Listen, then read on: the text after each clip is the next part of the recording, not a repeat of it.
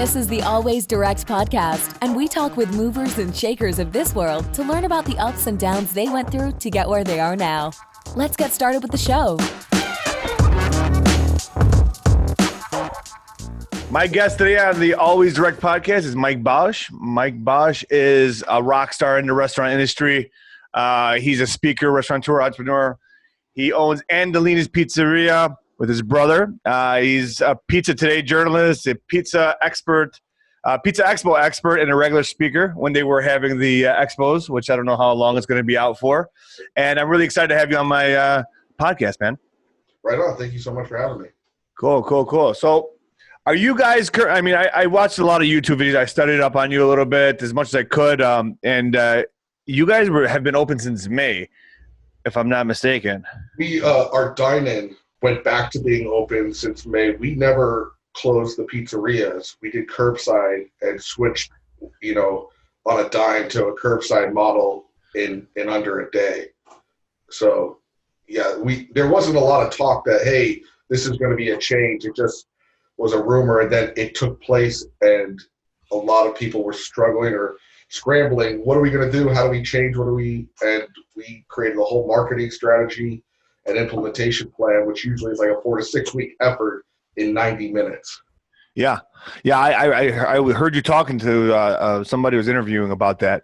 And yeah, I mean, you got to move fast. I mean, I don't know if anybody else has done this as quickly as you have, to be honest with you. A lot of people are still struggling, and it's been 5 months over here by me at least. And that's great. So do you guys have your own drivers, or you only go through DoorDash? I'm only through DoorDash, except for large caterings.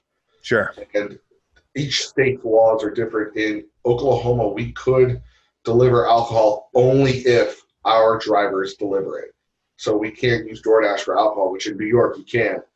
And I wish we could do that, but DoorDash is a third party. Having that level of abundance of drivers at the ready. See, what sucks about drivers is if you have drivers in your pizzeria, you're screwed no matter what. You either have too much staff waiting to drive that you're just burning labor, or you get real busy and all your staff's gone.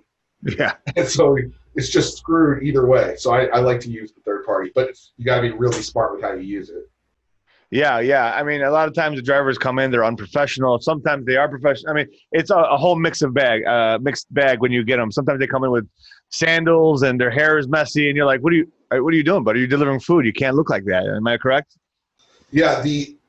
There's a lot of ways to approach the driver program. If someone sucks, it's very easy to blacklist them. It's very, very easy. You just have to do it.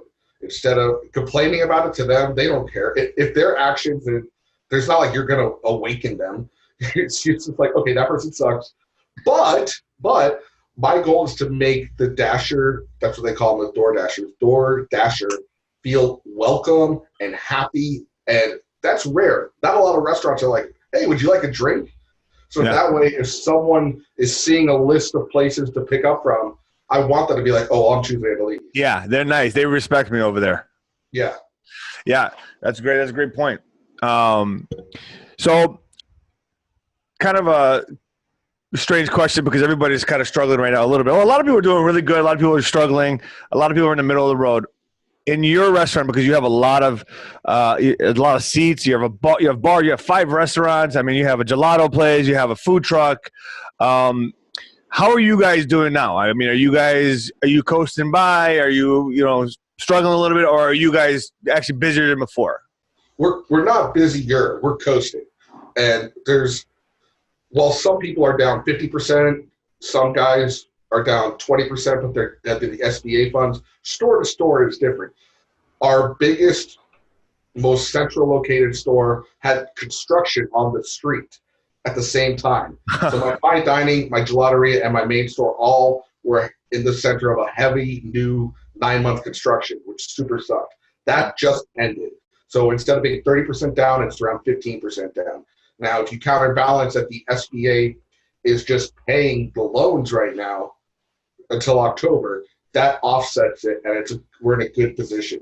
Good. When that ends, it gets harder. PPP money helped us pay payroll, which we aggressively got as much staff that we could healthily and smartly get back to work as fast as possible and did what the PPP was intended to be. And now it's, okay, when will it, as our projections work, we're good till January. January, if something doesn't bend, whether it's more testing, more a vaccine that people believe in, or just something that bends, that not that people go out to eat, but people don't feel that they are being irresponsible in going out to eat, and that restaurants and people in general want to go out. If a concert can't exist in January, I think we're in a good spot. If that doesn't occur, it's going to need more, for the restaurant industry as a whole, it's going to need more funding. What did you say? If something doesn't happen in January, what did you say in January? Most projections for most restaurants I talk to, including mine, everyone's kind of like either they're coasting but they have PPP, or they're a little up but or if they're really down, everything's kind of like, all right, we'll be okay. And then January, everyone goes out to eat in December, and then come January, it's always a drop off anyway. You offset that drop off with no PPP, no SBA funding, and a pandemic on top of it. Even the most insulated of cities and towns are not going to be able to survive that easily. Yeah, definitely. That's a major concern out here.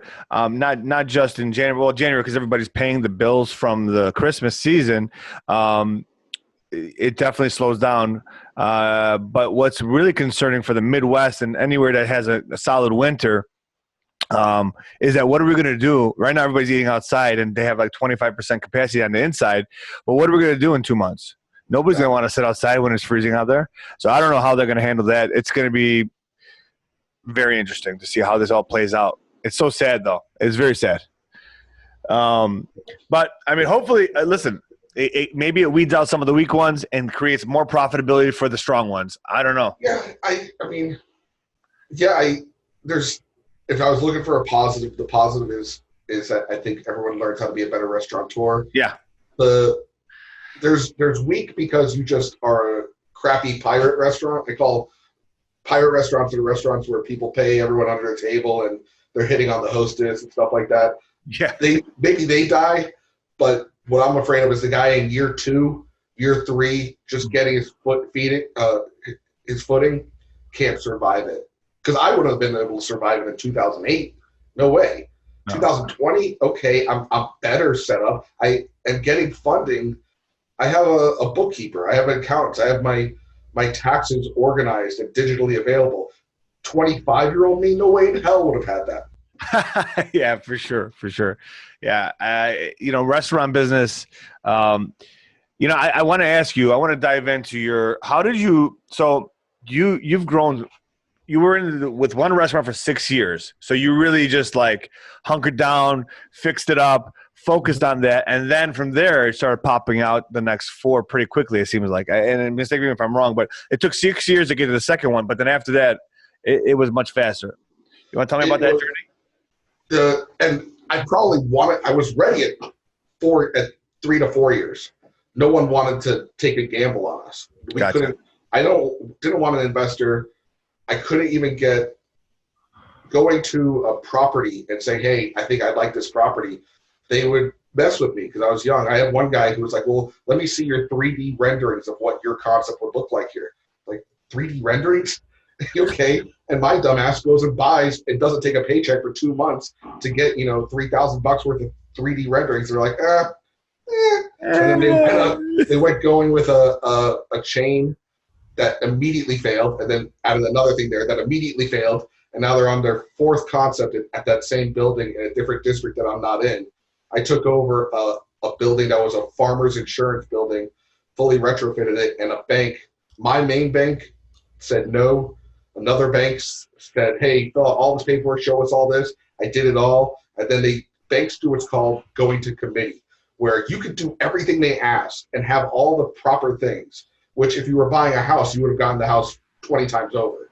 But they go to committee and they're like, do we want to loan to a restaurant? And 2 of the banks that I had done business with for years up to that point just said no.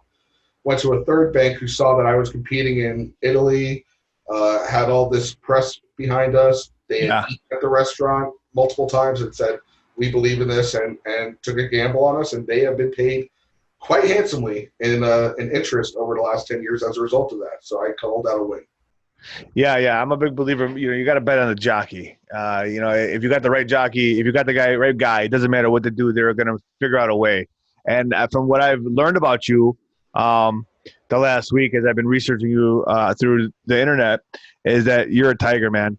You got the energy of a tiger. It seems like, well, from the videos I can tell, from the interviews, that you've done so much. Traveling to Rome, going to Italy, learning different recipes, opening five restaurants, food truck, gelato place, and then your food is amazing. I mean, you have. Did I see rice balls, by the way? One more time? Do you have rice balls on your menu? Yeah, arancini, yes. Oh, man. I used to get those from my Sicilian neighbor back when I was growing up, around 13, 14 years old. And I haven't had them in a very long time, and I saw them on your website, and my mouth was salivating. So now you have the restaurant. How do you handle – I mean, first of all, when you got the first restaurant, had you had any experience before that? Were you working in restaurants? Were you a family in the business? Yes and no. When people say, did you always want to open a pizzeria? I'm like, or did you always love pizza? And of course I always love pizza. I have a soul, a human. Everyone loves pizza. If you don't love pizza, you're a garbage individual. They should just roll you up like carpet sushi and cut you up and kill you. But when it comes to my story is, so a quick deep dive in my story is I worked a pizza place and a fine dining restaurant while in college just to pay for college, going to St. Mary's College in California. My brother got transferred from Florida to Tulsa right when I was getting out of college. I was accepted to law school. I'm about to go to law school. I go to my first day, and I was like, I don't really want to do this. I was going to go to law school as a JAG lawyer because I had gone through Marine Corps OCS and was on my path to doing JAG law, but I had been diagnosed with type 1 juvenile diabetes, not type 2, but the insulin-dependent kind. So I could not go back to the Marine Corps. So now I don't have the Marine Corps to pay for this. I'm like, what am I going to do? I don't know if I want to be a lawyer. My brother's getting transferred from Fort Lauderdale to Tulsa because there's so many tax incentives in 2004 here that they moved their base of operations. And he said, I'm getting a bonus to move there. Do you just want to do something with this bonus? I don't really give a shit. Just come. We'll own a family business. You can run it however you want. And I just wanted to get out of California and came, and I went once, Tulsa. I don't know Tulsa, Tacoma, Tucson. Which one is it? No, it's the one in Oklahoma. I go there, and I just fell in love with the town immediately. Saw a line of people, waiting to go into a Chili's on a Wednesday night. because in 2004, Verizon, Honeywell, Alamo, National Rent-A-Car, all of those big mamma jammas moved to North Tulsa near a town called Owasso. So 10 to 15,000 people descend on one town, most of them from Chicago, Fort Lauderdale. And I thought it was just shooting fish in a barrel to open a restaurant. And my dumbass 22-year-old mind, just nothing but anger and spite in my heart, was able to open a restaurant with very little culinary ability, no marketing degree, poli-sci degree, and just jumped in and said, I'm a sponge, let's do this, and worked 7 days a week, nonstop, 365, making do at 7 a.m., going home around 11 p.m., and just grinded it out till I could learn everything I could learn, and made a lot of errors, learned from those errors, and just kept learning and wanted to see what I could do more and get better. Not just the food side. The food side is the price of entry. That you just have. That's the fun part. When people are like, do you love learning recipes? Having arancini on the menu. I saw arancini. I was like, that's cool as hell. I've always said if we can sell it, I'm not going to talk down to the customer. We're going to do something I'm stoked about. I love arancini. I don't give a shit that it's a pizzeria. We can sell that. Yes. And then it's not like it's hard to make. When people are like, how could you possibly do that? Why would you not buy it frozen? It's cheaper if I buy it and make it. And I trust if I have a good system, no matter who you are, 17-year-old, 25-year-old culinary student, or, a kid who's playing baseball in high school, you can learn how to do this right if I teach you the right way. Built that and just learned all my lessons through 6 years of pain and agita. And by the time I went to Cherry Street, I was shooting fish in a barrel. It was easy. It was easy when we went to the center of Tulsa after coming out of this suburb in Owasso in North Tulsa. Yeah. So the second location, you said the first location was the learning. The second location, you hit jackpot. I heard. I mean, that's what I heard in your Yeah. videos. You said it was gangbusters. I mean, just a line out the door. And it was, Wow. at first, I didn't know what to make of it because we would have a lot of people that would come see us in Owasso, but it was families. Owasso is a suburb. It's 20 minutes north of Tulsa. There's a lot of people in Tulsa when I say, oh, I own a pizza place. I think you'd like it. Like, where is it? Owasso. I'm never going there. It's so crazy how, because coming from California, I had to go 20 minutes to go to a convenience store. Yeah. But in Tulsa, people are it's very, I'm used to my little area. It's like getting someone in Manhattan to go to, Yonkers. Sure. Sure. So that's what happened after that. Well, that's great, man. I mean, a lot of times people open up a second location and it's never as good as the first one. You got real lucky, and I mean, good decision, good strategy, and it turned out to be amazing. So that's good because that second location, a lot of times people get ruined by that. Not you, obviously, but a lot of people they get it. It starts eating good money. You put good money after bad. You can't, you don't know what's going on, and now suddenly you ruin both restaurants. I've heard a lot of stories about that in the restaurant business.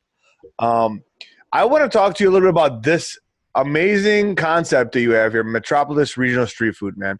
I freaking love the idea. I mean, you got Italian beef, you got Chicago style hot dogs, New York City food, Pittsburgh, Boston, Philly. How is it doing? Well, it's the one thing that's at the food court. We have not a food court, it's a food hall. It's a really upscale food hall in Tulsa. It's a great concept. It does very well. It's very profitable. Right now, they moved to purely curbside. And a food hall doing purely curbside is like picking up sunglasses from the mall at Sunglass Hut outside of the mall. You just need to go in the mall. That's the deal on a food hall. So it's offline right now. They're about to initiate and open it back up, and we'll be back online, which I look forward to. I dig the hell out of the concept because I love all these things. They're all rooted in Italian cooking. It's from Little Italy of Philly or in Little Italy of New York, getting a Sabret or getting a Chicago dog at Wrigley, whatever it was. I just love all these things. I grew up around all of them. I grew up in New Jersey. I've lived in Chicago. I've got my brother's done a lot in Chicago. Going in Florida too. Just coming from a Marine Corps family, seeing all the food across America. I just wanted to have it all in one concept. I love it. I mean, I really think I think this is a big idea, this concept right here. I think it's a very big idea. I think it's a very scalable, franchisable model if you ever wanted to do it. Because I mean, obviously I've never been there, but the idea for me is very sexy. I just think that's, if I heard that somebody opened a place like this around me, I'd be like, oh shit, let's go check it out right away. And the win and the curse of that concept, being very straight on it, is people have on Philly cheesesteak. Yeah. Everyone's like, no. If you don't chop it, it's bullshit. Or, oh no. If you don't whiz, I'm like, hey, go to Philly. They do it 25 different ways. I've chosen my favorite of those 25, but it's like it's an Amoroso roll. It's sliced in the right steak, and then whiz, but also provolone. We chop, but something like I like it like Chins on South does it. I like it like Pat's, and if someone's like, this isn't as good as Pat's, well, screw you. You've had one cheesesteak in your whole life in Philly, and it was Pat's. You've never actually been in Philly. I can tell by that answer. So I flew to Philly one time, and I don't remember the names of the places. The ones that are right across the street from each other, the two main ones, I think, they're right across the street from each other, kitty corner, and there's lines around the block. And I went to both of them the same day, and I ate both of them. I don't even remember which one I liked, but I liked them both. I love them. So however way they make it, is that how you make it? It's a mix. It's a mix of those two. And my favorite, I went to Philly. I had been to Philly as a kid, and I went back, and I had every single cheesesteak all in a day. And yep, no, yep. And the best one I had was Jim's on South. All right. So ours is akin to that with a mix of, if you want the most known Pats, and it's just, that's one thing. Chicago people are complete just pains in the ass about how to do a proper Italian beef. But again, there's 13 ways to do it. So yeah. What kind of bread do you use? I mean, you use a softer or more of a crusty? It's a softer. Yeah. So, but again, we got with the right companies. We got with Amoroso. We got with I just blanked on our Chicago dog, the big Chicago company. Vienna. Vienna? Okay. Vienna. So we just wanted to do it right. It's like picking your favorite song. It's really easy concept because it's like, you're not going to do better than Vienna's relish. It's their relish. It's not making something from scratch. It's just making it the right way with the proper ingredients. All right. I want to ask you a question about, it seems like you're not afraid to get out in front of the camera. You're not afraid of the social media. Do you get on Instagram daily or weekly or Facebook Live? I heard you promote Facebook Live. I think it's still free in one of your videos. It's free. You crazy if you don't use it, basically. So tell me, what do you do? What's your marketing strategy with regard to social?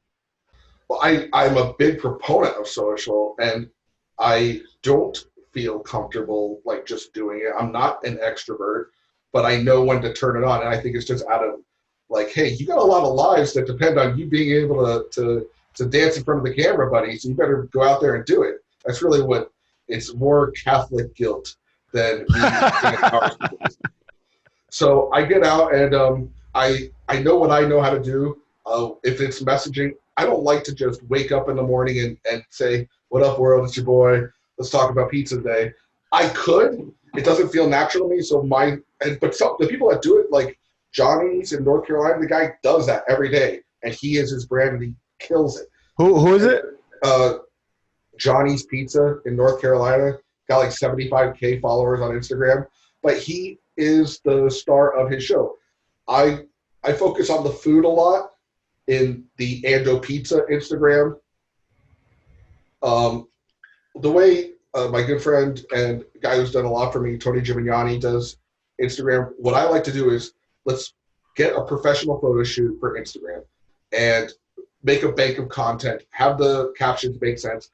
The side of social that's changed is content was king 5 years ago. You could have insanely great content today. If you don't know the metrics of how to hashtag it right or implement it, it'll just go unseen.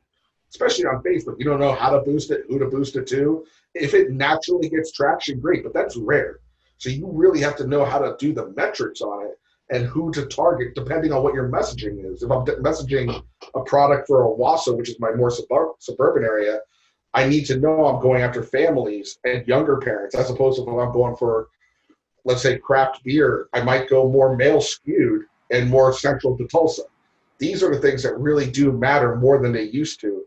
And looking at demos and how to play it off and then complete brand message along with, okay, these are the things that we want to focus on in the next few weeks in tandem with Instagram, Facebook, not so much Twitter anymore, definitely email marketing. Email marketing is so huge.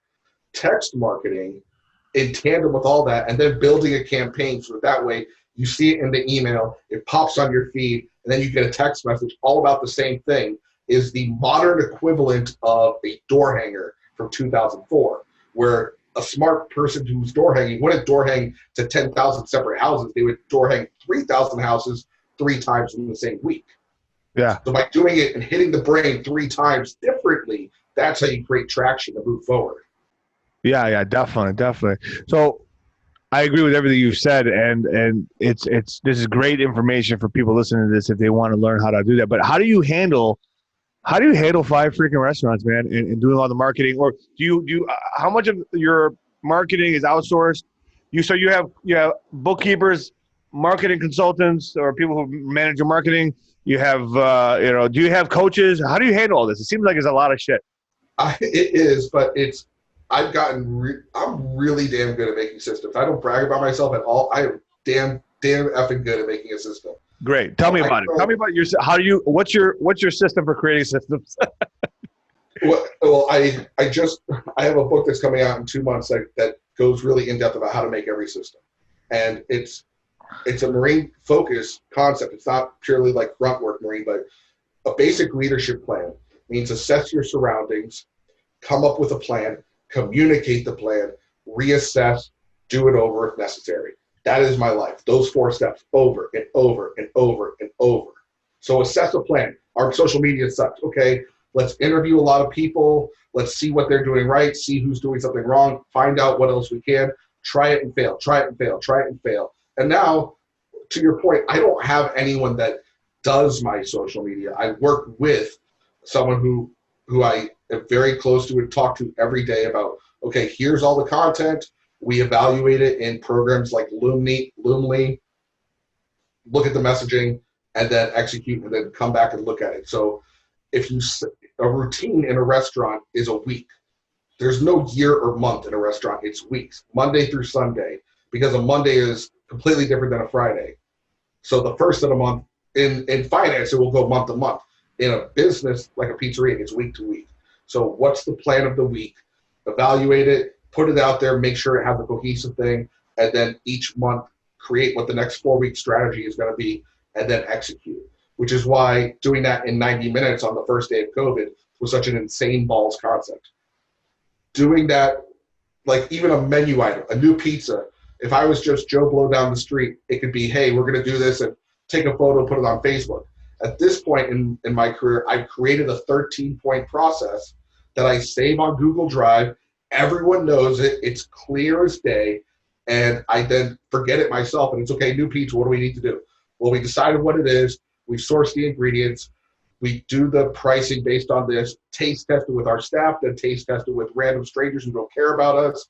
Okay, we solidified it. Now the brand of this, or the name of the pizza, and now I'm like at step 7. Okay, at that point, we're ready to launch on a Sunday. It's put into the computer system, put into the catering menu, put online, put on DoorDash, printed, and then Monday morning, it's launches with Facebook, Instagram, and an email. And I'm just going off memory right now. Yeah. Points of what it is, so that way it launches the right way and isn't a dud. And that's just one thing. That's one example of a system. You build it and you do it. That worked perfect, or one thing we can tweak, save it, move on.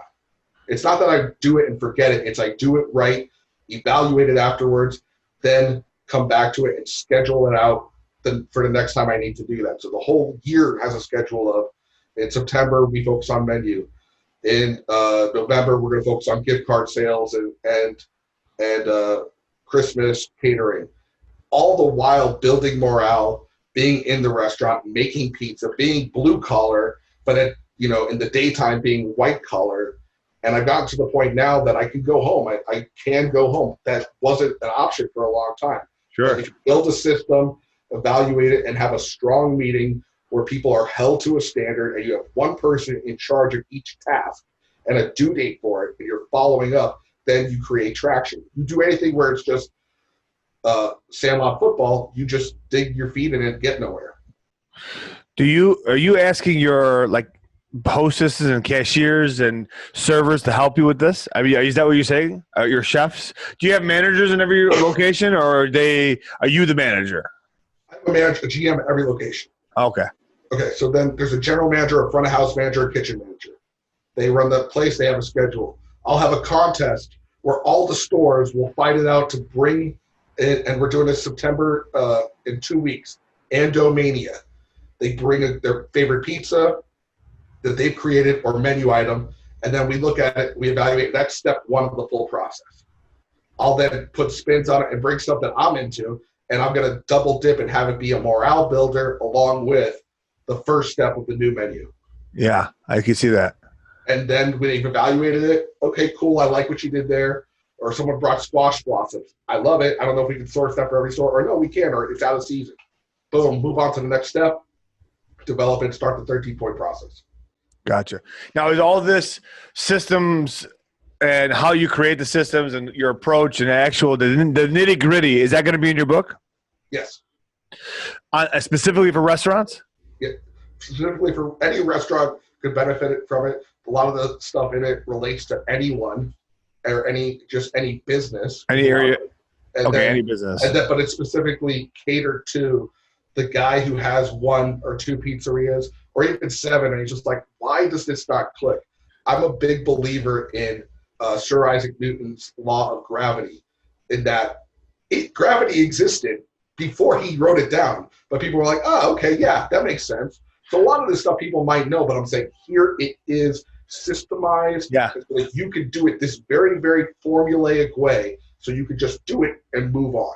Definitely. I mean, I've been in the restaurant business myself for many years as well, and I'm going to buy your book. I'm going to read about it. I love this stuff. I honestly, I love systems, but I've gotten a little lazy in the last years.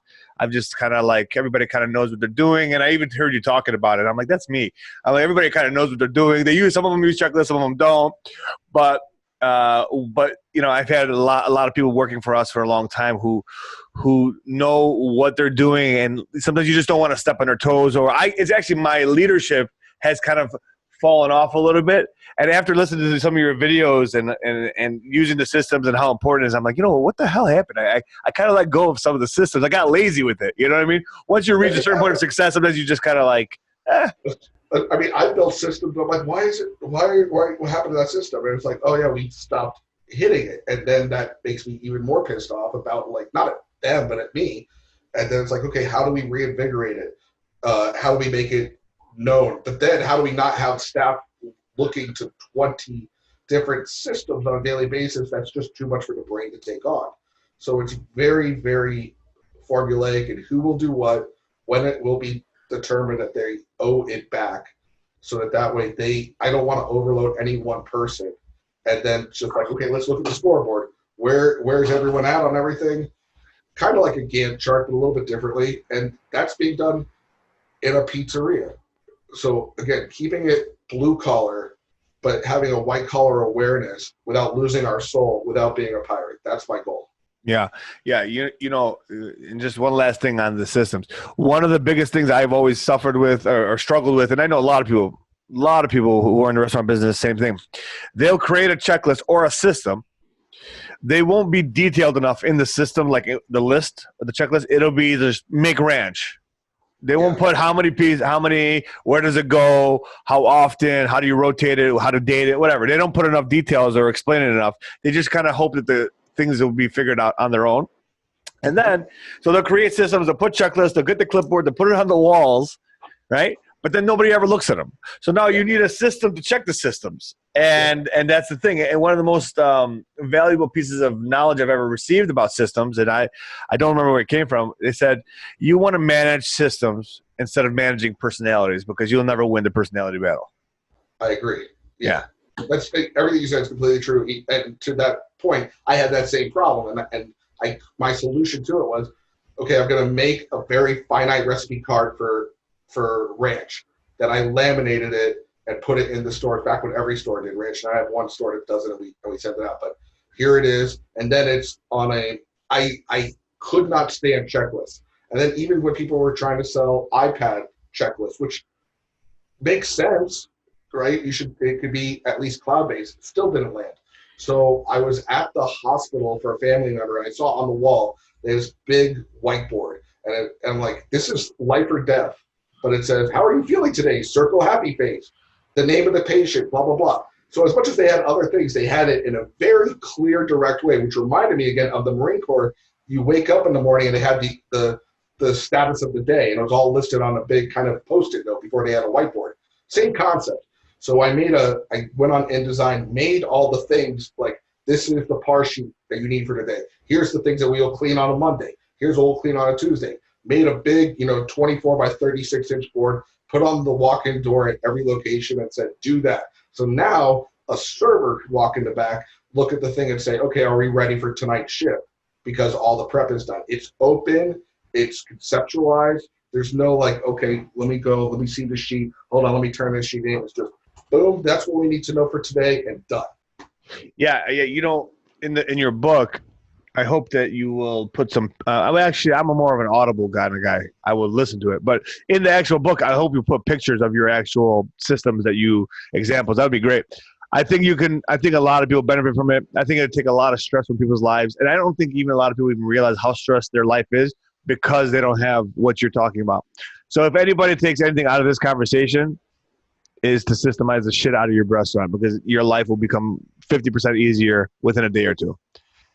And the biggest problem, I feel like, you have old employees, you start implementing systems, they don't want to do them. So what do you do when you have a guy who's just resisting or a girl who's just like, you know what, listen, I've been here for 4 years. I know what I'm doing. I don't want to fill this thing out. Come on, John, leave me alone. In my first few years, I would have that a lot. And I got tired of it, and I put that in the onset training that what we are today is not better than what we are tomorrow, and we will never be in love with today. And that's get on board with that. I also have a story of the parable of the 4 quarters of the ham. I didn't write this story, but I heard it. I heard you talk about it. Yeah. Why did we cut it? If you have 4 quarters and you cut it off of a ham on Christmas Day, and the kid says, why do we cut 4 quarters of a ham off to their mom? I don't know, that's how you cook ham. Grandma, I don't know, that's how you cook ham. Great grandma, why we cut the 4 quarters off? The great grandma says, because in the Depression era, I had a very small pan. Because it's been done that way for 100 years doesn't make it right. And there's so much, especially in the restaurant industry, that people will get into. Especially people who have the preconceived notions that pizza, they know everything about pizza, or it's done this one way, and nothing could be better than it. Or, like, hey, why do you do that? You shake the flour first, and then you put this in, and I'm like, okay, what's the scientific reasoning for it? Yeah, why are we doing that? What to do? There's a lot of that in the pizza world. Yeah, it's very true. By the way, I'm on your Yelp page, man. You got 4.5 stars at the Tulsa. I just looked up the one. That's freaking amazing, man. You're a rock star. I really appreciated you coming on today. I love talking to you. I love your restaurant. From what I can tell, I've never been to Oklahoma, but I've never been to Oklahoma. Honestly, I want to get the hell out of Illinois. And I told my dad, I told my brother, we have properties and businesses. I said, listen, we got to move to Texas. The world's coming to we got to do something. A good point. Everyone goes to, we got to go to Austin. Now, Austin is just slightly less douchey LA at this point. I heard that. I heard all the people from Silicon Valley went over there. And here's the thing about Tulsa. Tulsa is Austin without any traffic and without any douchiness at all. There is an anti-douche factor in Tulsa. How's the weather? The weather is the same as it is in Austin. It's shitty. It's like, it's not, it's just like, it gets cold without snowing. It gets pretty hot, but not as hot as Austin. It's a mix of the two. It's not as cold as Chicago. But Chicago in summer is pretty nice. It's America. It is America's city where the American dream still exists, where people are still cool as hell to each other. I go to Taco Bell late at night. If I wanted to go get a taco, I order a taco, and guess what happens? They give me a damn taco. No crazy bullshit. If I was to try and do that in San Leandro, California, coming home from work, you'd be like, hold on. I didn't order a triple crunch. And they're like, do you not want the triple? No, I ain't order that. And it's a line of bullshit. Everywhere you go in California or New York, you're going about your day, and you're going to deal with just random bullshit at least 5 times in the day. And that never happens here. Yeah. Big cities, man. Chicago's the same way. I've been in the city for about 10 years in the restaurant business, and I finally, my brother took over one of my locations, and we were partners, but he's running it now. I don't have any locations that I'm currently running, and so this is like the first year. It's been about a year now. It's the first time in my life I haven't been running a restaurant, and I don't have to deal with crackheads and rats and freaking crackheads pissing in the floor or somebody, stealing a cookie and running. Like I don't have to deal with crazies anymore and gangbangers and all that. I'm just like, you know what? Right now I'm living in the suburbs. I got a dog. I got a wife. I'm good. So but yeah, it has all the city. It has all the cityness of it without the crazy. Like being here, Van Halen, when they came into town, I walked 2 blocks to go to the BOK Center from my pizzeria, walk 2 blocks home. The concert ends at 10:59. I'm in bed by 11:25. That would never happen in San Francisco. No. Like, I love the big city. Same concert, but I'm going to drive over to Bay Bridge, go to the Cow Palace, possibly get my car broken into, go back home, pay a $10 toll to be back home by 1 a.m., and it's going to be a whole day killer. How's the landscape, though? Is it beautiful? I don't know anything about that. I'm so ignorant about it. You have the open prairie. I go 10 minutes north, and it's absolutely gorgeous. In the city itself, it's just cool. The food scene is like, it's America's best kept secret right now. The food scene is impeccable. There's 6 restaurant groups that have opened multiple restaurants in Tulsa.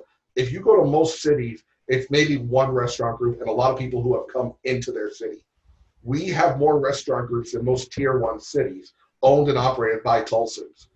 There's more concert venues, more art galleries than most cities. There's more restaurants per person here than there is in New York. It's an incredible town that, again, I'm from New York, I'm from California. I wouldn't want to live anywhere else in America. Oh, big statement, my friend. Big statement. So, how's just one last question about Oklahoma. So how is I'm sure that it's very, the cost of living is reasonable. Very reasonable. And the home prices. So if you go over there and you bought property, you feel like the property is going to appreciate. It's a well-run city with much appreciation in the future, in your opinion? Yeah, I mean, my house has gone up $40,000 in the last 3 years. So I mean, that's really good. And my house is like around a little over a $200,000 house. And in California, it would at least be $1 million. Yeah. So how many square feet? Just curious, because I'm trying to gauge space. I know square feet in my restaurant's better than my own personal house. No, because I could tell the cost of like a $200,000 house in Chicago gets you. It's like a California ranch style house. Okay. Yeah. So like a $200,000 house in Chicago gets you, a condo. Yeah. Maybe. And the Oak Park style houses, those Craftsmans. Yeah. Those are right where I'm at right now on Cherry Street, just gorgeous. Right behind me on Cherry Street looks exactly like Oak Park. Oh, man. And I thank you for coming on the show. It's been really nice talking to you, Mike. If I ever come out to Oklahoma, I'll shoot you an email. Come out, we'll break some bread together. You'll have a good ass meal, and you might not want to leave. I'll tell you that. I'm telling you, man.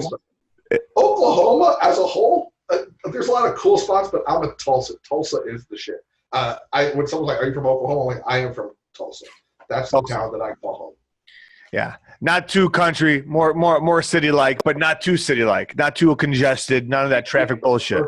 It's the perfect mix of normalcy and people that are just even keel. There's left wing, right wing. No one's starting shit. Everyone talks. People have natural discourse. People are all supportive. It's an underdog city, so everyone's pulling for each other. When a new restaurant opens, all the other restaurateurs go there and support them. It's just a cool ass town. I'm gonna take that. I'm gonna remember that. I'm serious because I'm looking for another place. Illinois is it's crap. I know. I've been. I know. The last 3 governors have been to jail. It's a crook county. You can't. Right now, we have we're getting property tax increases, even though we can't collect rent. It's crazy. I mean, I don't know how we're going to survive this, and we're already bankrupt basically. So I don't know. Everybody's looking to get to a nice, Oklahoma, Idaho, Texas, anywhere where the government is functioning. It's like Texas or maybe Arkansas. I'm like, why would you? Because I've been to Wichita. I've been to all these. I've been to Austin or Nashville. Yeah, and just Nashville. I hear nothing but good things. But we're not like overtly country. It's a lot of rock venues, like pure, cool rock venues in Tulsa. It's just got that underdog spirit. All right, man. That's awesome. Well, you have a blessed day, and I really appreciate your time, man. All right. Have a great day. You too. Take care. Bye. Bye. Thanks for listening to the Always Direct podcast. We'll see you again next time, and be sure to click subscribe to get future episodes.